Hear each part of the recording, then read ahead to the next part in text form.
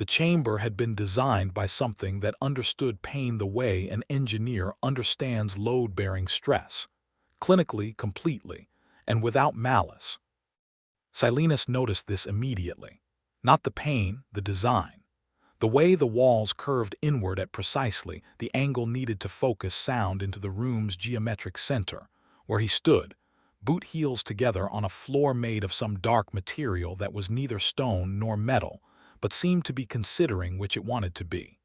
The lighting came from everywhere and nowhere, the sourceless amber of a civilization old enough to have forgotten the aesthetic preferences of its youth. There were no seams in the walls. There were no joins in the ceiling. The Veth Core had had 7 billion years to practice building rooms that felt inevitable, and this one felt like the inside of a held breath. He'd come through the gate of measurement 40 seconds ago. He was counting. The gate itself had been the first stagger, an arch carved directly into the accretion disk of a neutron star, tidal forces negotiated into stillness by some technology that made the hegemony's best gravitational engineering look like a child stacking rocks. The transit shuttle had dropped him at the outer platform, and the Veth Core escort, 3 of them, each standing 2 meters and walking on 6 limbs with the particular economy of motion that comes from never having evolved a reason to hurry, had guided him inward through 17 chambers before this one. He'd counted those, too. He counted everything. It was not a nervous habit. It was how he'd survived 6 first contacts, 4 of them hostile, and the one that hadn't been either, which had been the worst. He did not think about that now. The floor dropped. Not fast. That was the first thing he noted. The speed was calibrated, not catastrophic. 14 centimeters in the first second, then a pause of exactly, he counted, 14.3 seconds, then another drop. Another pause, the same interval. The G-force built in increments, pressing down through his shoulders, his knees, the soles of his feet, a slow and methodical accumulation that his body read as threat while his mind read as pattern. He counted. 14.3, drop, 14.3, drop. The room was not trying to kill him. The room was waiting for him to stop being able to think. He'd read the briefing files on Theron doctrine, or what the hegemony's xenologists had managed to reconstruct from the Veth Core's 7 prior contact protocols with other species. The doctrine held that every conscious mind had a threshold, a point at which stimulus overwhelmed the capacity for coherent response, and that locating that threshold was the highest form of knowing. Not cruelty, knowledge. The distinction mattered to the Veth Core the way the distinction between surgery and murder mattered to a physician. Technically, the instruments were the same. 3 species had lost navigational sapience in this chamber. One had survived but never recovered the capacity for abstract language.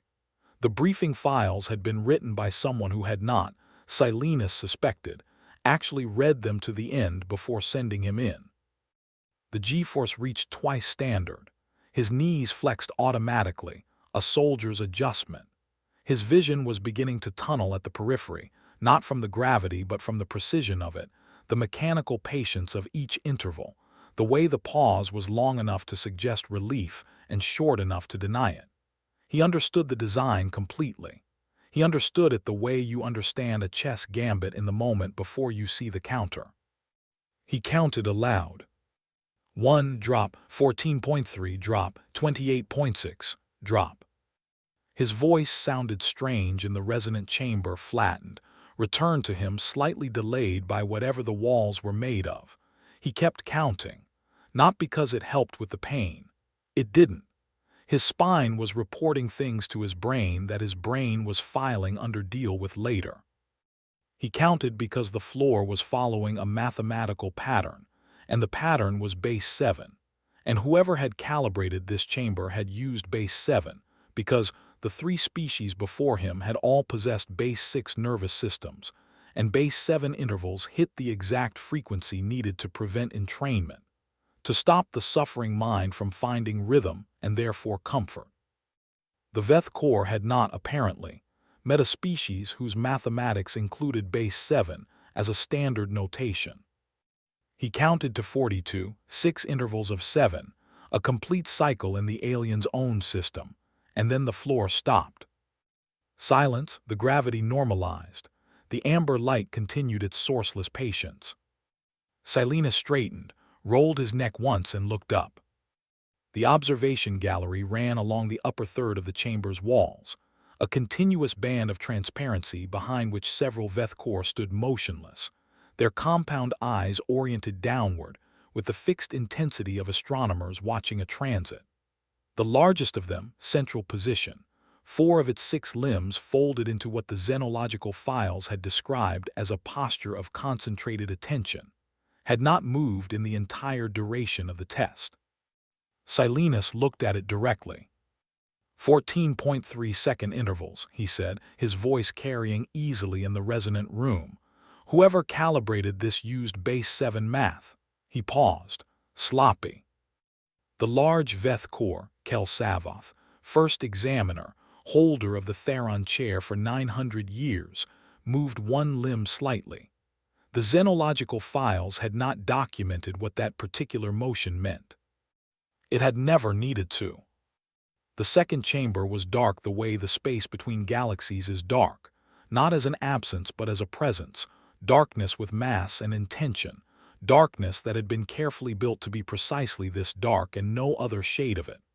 The Vethkor had spent considerable time, Silenus imagined, engineering the exact absence of light that would do the most damage.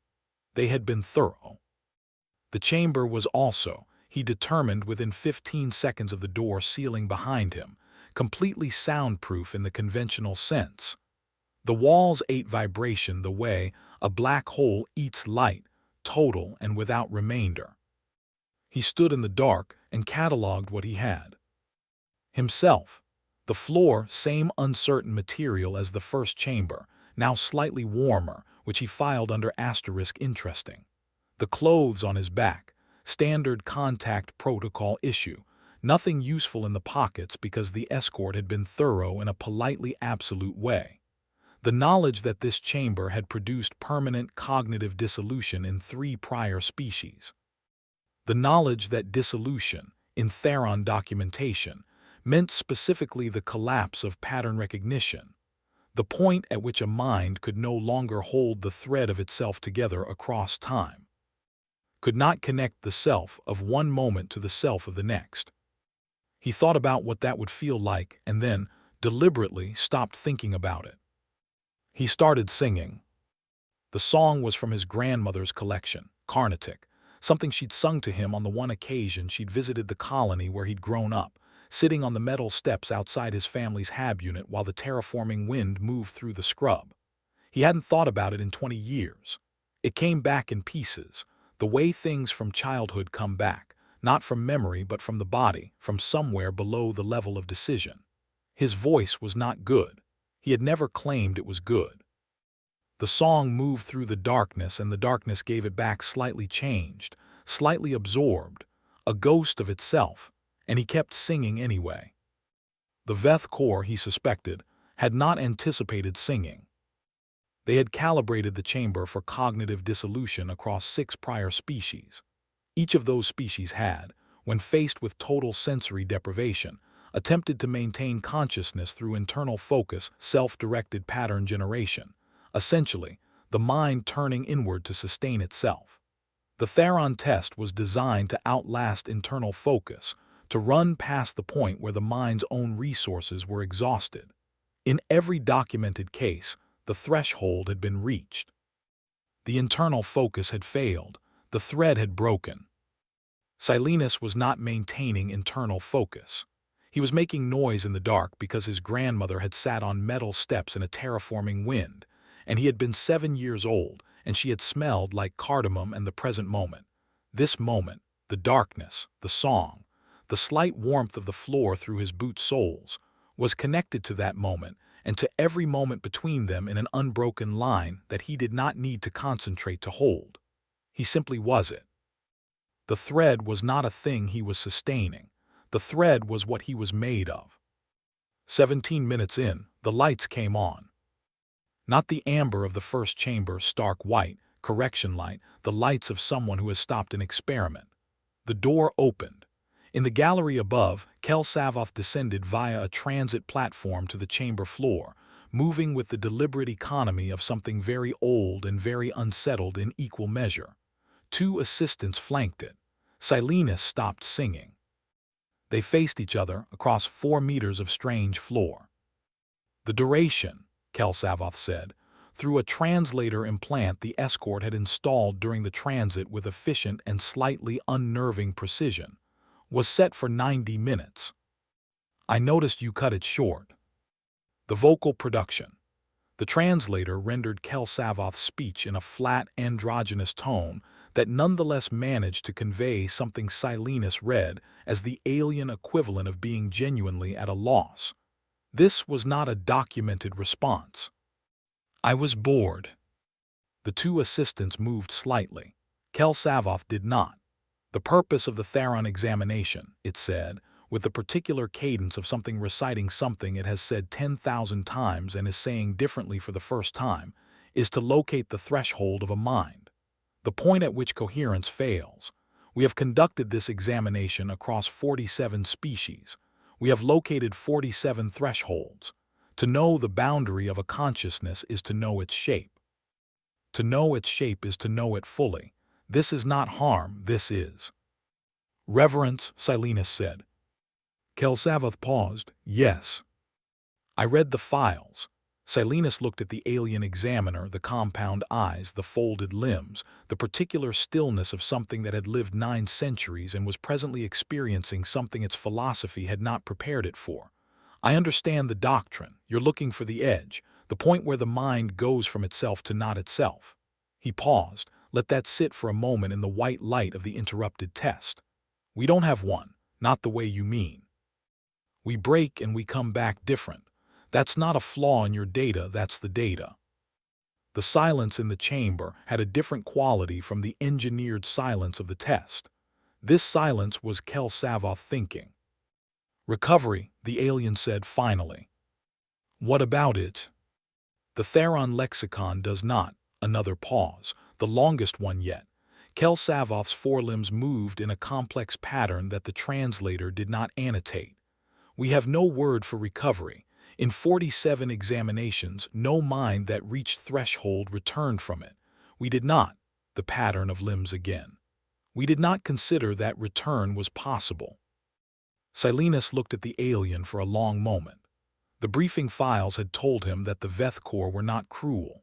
He believed that now in a way he hadn't when he'd read it, not as policy but as fact, as something he could see in the alien's posture, in the quality of its stillness. In the particular way, it was holding a conceptual framework that had just developed a crack and was not yet sure whether to repair it or tear it down. Prepare the third chamber, Kel-Savoth said to its assistants, still looking at Silenus. Another test. Not a test. Something in the translator's rendering shifted, not in vocabulary but in cadence, the rhythm of the words slightly different, like a key changing in the middle of a phrase. An attempt to understand you. Silenus nodded once. He had survived 6 first contacts on less promising openings than this. He followed the alien toward the door. He heard it before the door to the third chamber opened, a sound like a cathedral deciding to become a different shape, deep and structural and wrong, the groan of something massive being asked to bear a load it was not designed for. Silenus stopped walking. The 2 Veth Corps assistants stopped walking. Kel-Savoth was already through the threshold, moving toward the chamber's center observation platform, and then the floor of the gallery tilted 11 degrees, and the sound went from a groan to something else entirely. Silenus moved through the door. The third chamber was the largest he'd seen in the Theron complex, easily 40 meters on each axis, a cubic space filled with the equipment of advanced measurement, gravity clamps running in lines along the ceiling, resonance columns spaced in precise intervals, a central platform where Kel-Savoth now stood with 2 more assistants who had been waiting, all of them suddenly facing a different problem than academic inquiry. The ceiling was failing. A shear fracture had opened along the north wall. He clocked it in the first second. A diagonal line running from floor height to the ceiling junction, where the largest gravity clamp was mounted, and the clamp's housing had cracked, and the clamp was still running. And a running gravity clamp with a cracked housing in a chamber this size was a very specific kind of problem, with a very narrow solution window. He'd seen the briefing files on Theron construction, too. Redundant systems. Fail-safes. The fact that a fail-safe had failed meant the redundant systems were also compromised, which meant the fracture was not a local event. It was systemic, cascade-initiating, and the platform where Kel-Savoth stood was directly beneath the failing clamp. 43 seconds, he estimated, maybe 50. He was already moving. The resonance columns were made of the same material as the floor, uncertain, dense, heavier than they looked. He grabbed the nearest one and it didn't move. He grabbed it again with both hands and put his legs into it, and it moved 6 centimeters, and he said out loud to no one in particular, "There we go, come on, don't be difficult," and pulled it another 8. The Veth Corps assistants nearest him had frozen, not from cowardice, he registered, but from the total absence in Theron protocol of any procedure for this situation. They had no category for it. He pulled the column another half-meter and said, "Someone help me with this," and one of the assistants moved, following the action before it had processed the instruction, and together they dragged the column another 2 meters toward the platform. "Kel-Savoth," he said, not looking up, "I need the gravity clamps on the south wall set to inversion. All of them full power now. The structural load will be compensated by this column if you give me 30 seconds. He got the column upright, leaned his full weight into positioning it, felt something in his right shoulder announce its displeasure in no uncertain terms, and ignored it. "South wall, inversion, please." A pause that was either deliberation or hesitation or trust. He didn't have time to determine which. And then the south wall clamps reversed polarity and the pressure differential shifted and the ceiling stopped its progressive failure. Not stopped forever. Stopped for 30 seconds, which was what he'd asked for. He wedged the resonance column into the gap between platform edge and ceiling junction at the exact angle the shear fracture required. Not the angle that looked right, not the angle that seemed intuitive. The angle he'd calculated in the first 8 seconds after entering the room, the angle that distributed the load across the column's mass rather than concentrating it at the point of contact. He felt the column take weight. He felt it in his hands, a shudder and then a settling, the physical vocabulary of something that has found its purpose. He stepped back. The ceiling held. Behind him, 3 gravity clamps that had still been functional shut down in sequence as the system registered the load had been redistributed, and the chamber went quiet in the way that rooms go quiet after a disaster that didn't happen. A quality of silence that is actually the sound of everyone breathing at once. Silenus looked at his hands. The column had left marks on his palms, not quite cuts, not quite burns, the uncertain material having apparently decided under pressure to become something with edges. He closed his hands, opened them, looked at Kel-Savoth. The alien had not moved from the platform. Its compound eyes were oriented on him with the same fixed intensity as in the first chamber's observation gallery, but something in the quality of the attention was different. He couldn't have named the difference. He filed it under asterisk significant. "You were not required to do that," Kel-Savoth said. The translator gave the words their usual flatness. Silenus heard the question underneath them anyway. He thought about the right answer. He thought about the crew of the *Ardent Measure, *6 years ago, the contact that hadn't been hostile or peaceful, the one that had simply been wrong in a way that no protocol covered, and the moment when he had known that the protocols were not going to save anyone and had moved anyway, too late, too slow, insufficient, and had lived with that arithmetic ever since. He thought about his grandmother on the metal steps. He thought about the thread. "You were here," he said. 3 words. He let them sit in the settling silence of the chamber, in the amber light that had come back on automatically when the emergency lighting failed, in the space between a human and something ancient enough that the word ancient didn't begin to cover it. Kel-Savoth reached out one forelimb and picked up the resonance column, the one Silenus had wedged into the gap, the one still bearing load carefully, without disturbing its angle, and held it. The column had bent slightly at its midpoint, the uncertain material having compressed under the stress into a new shape, a curve it had not been designed to make. The alien turned it in its forelimb slowly, the way an examiner handles evidence. Theron doctrine had a word for asterisk threshold. It had words for asterisk measurement asterisk and reverence asterisk and asterisk dissolution, and the shape of a mind at the moment of its ending. It had no word for recovery.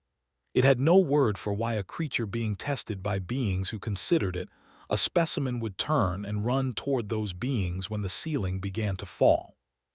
Kel-Savoth held the bent column and looked for the word. The chamber waited.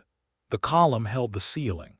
Outside, through 17 walls of neutron star architecture, the accretion disk continued its ancient and indifferent burning.